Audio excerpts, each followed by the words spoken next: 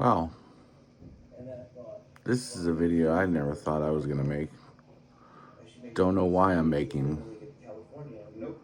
I I don't. Yeah, I feel compelled to make. It's weird. Like maybe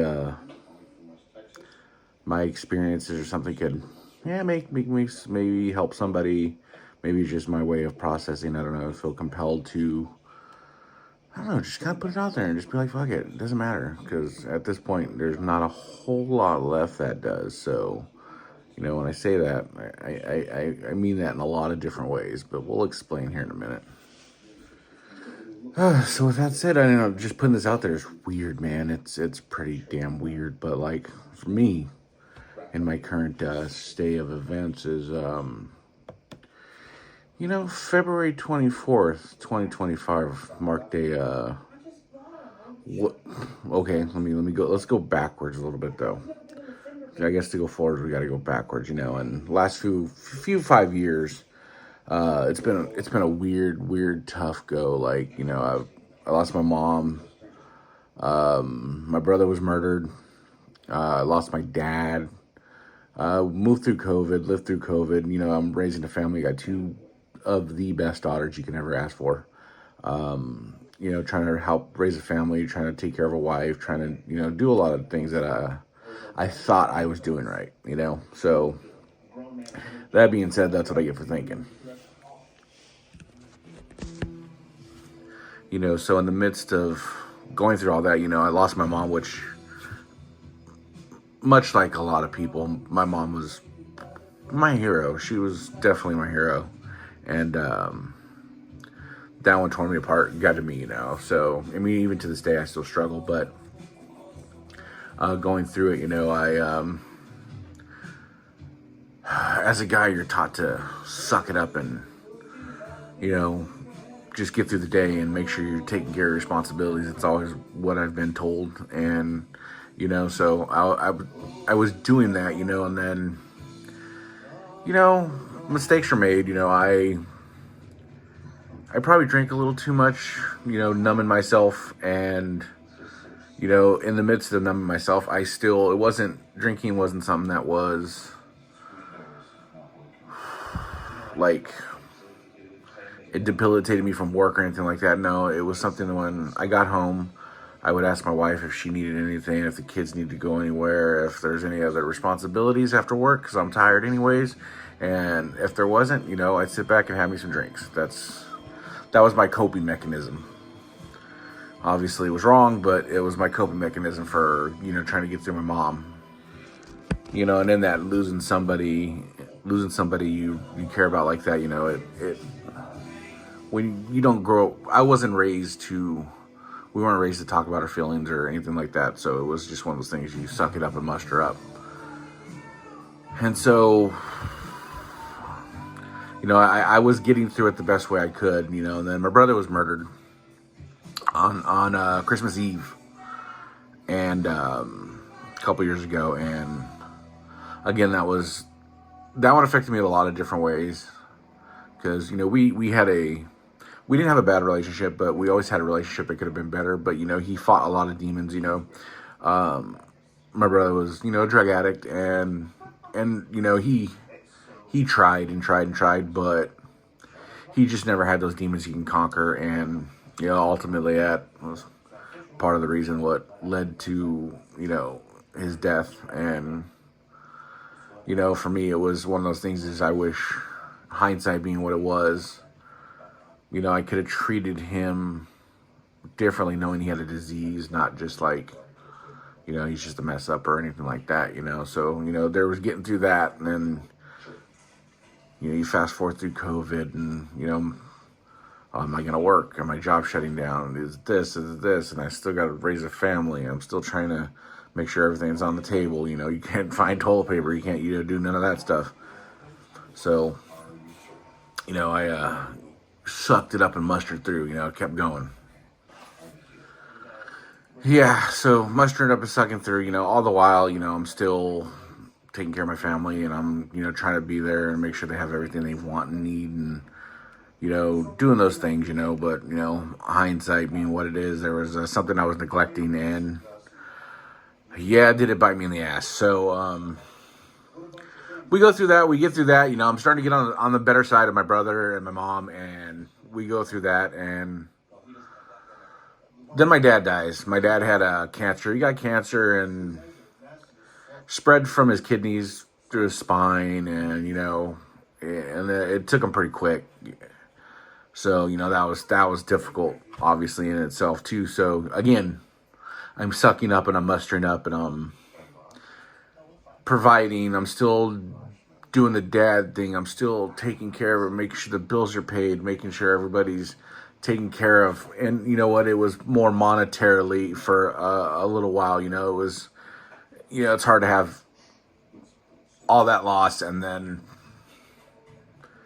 try to be sensitive, kind, caring husband. And, with my girls, my girls know there's nothing I wouldn't do for those kids, man. They are two of the best kids you could ever ask for. And I know people say that all the time, but, it is what it is. But, going through this, explaining how I grew up and stuff like that, I'll insert a picture like here, and, this is baby me. This is baby me sitting on my dad's lap, and yes, that is a gun in my hand, and I'm probably 6 to 8 months old. So that'll give you a nutshell what kind of guy my dad was. He was an interesting guy. He tried his best. He did try, but he had his shortcomings, and as a dad, he plateaued to wherever it was. But I regress. So I'm just trying to give you a quick synopsis of my family and my shortcomings. So I'm going through all that, and I'm still trying to do everything right. And still trying to do everything right. So the fast forwards to February 24th, 2025, and I didn't think my life could get harder than it did. And wake up, normal pattern, go to work. At about 10:30 in the morning, I get a text message from my wife saying she's leaving. Yeah, text message too, by the way. Thanks. She was there with me the whole time, going through what I was going through and the things I was going through. But like I said, I'm just sucking it up, getting through the day, And I neglected her feelings and her emotions, her not monetary needs, but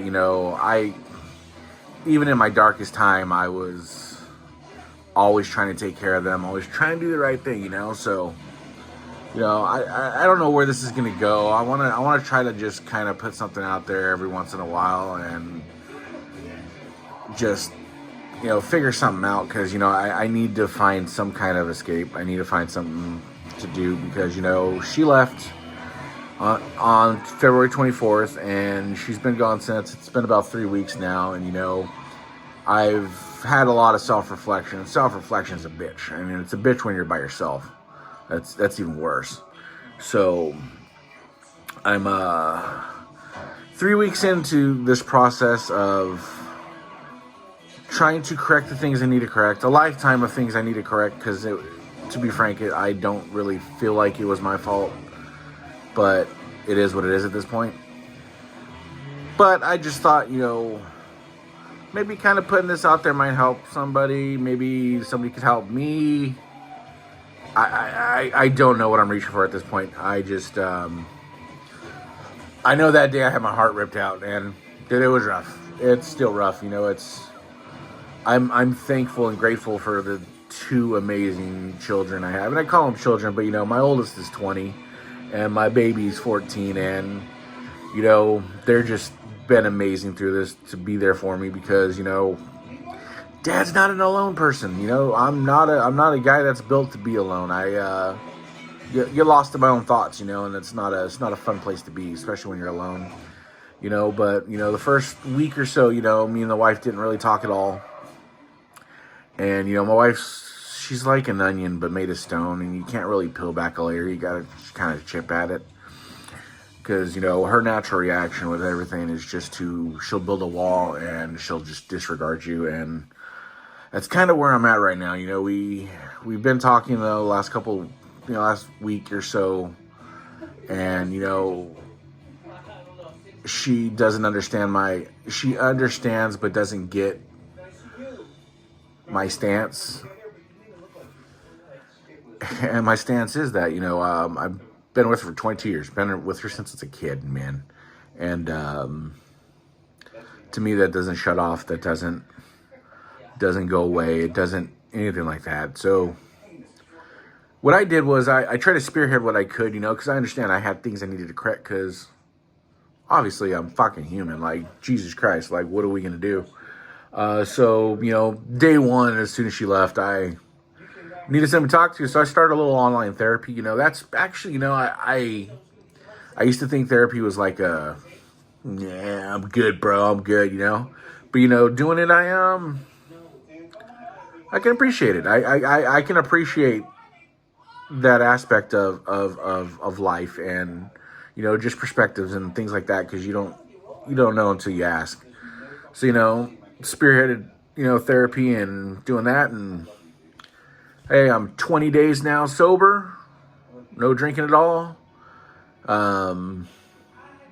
Just trying to make the corrections that I hope isn't too late. I don't know if it is or not. I feel like if she can understand, pull herself back from the pain that I did cause her, which was always unintentional. The pain was always something that was unintentional. I thought I was doing right. I thought, and I understand. If she could pull herself back and understand that,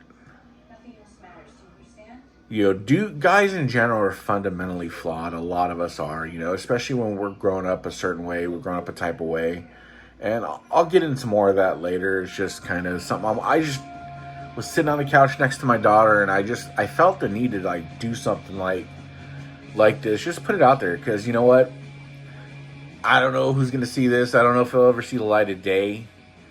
But, for me, I don't worry about the kickback, because there's nothing nobody's ever going to tell me that I haven't said to myself 6 inches from the mirror.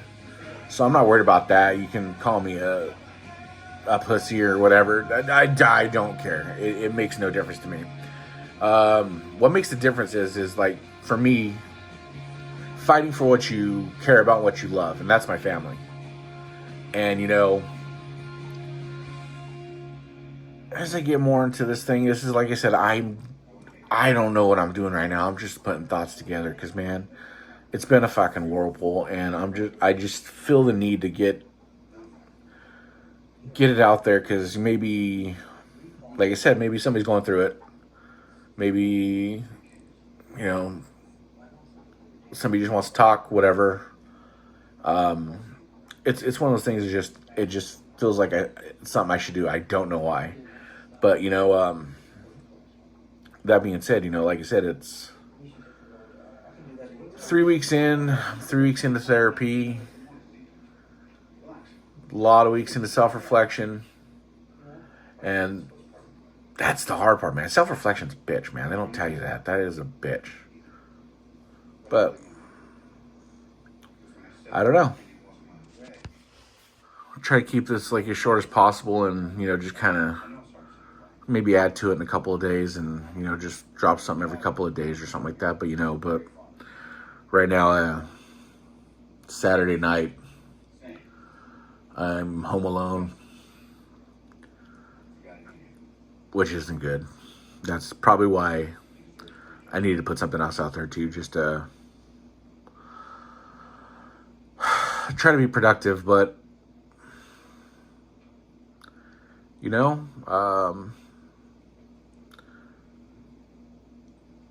anybody out there that gone through this, do drop me a line, because especially when you don't think you're doing wrong.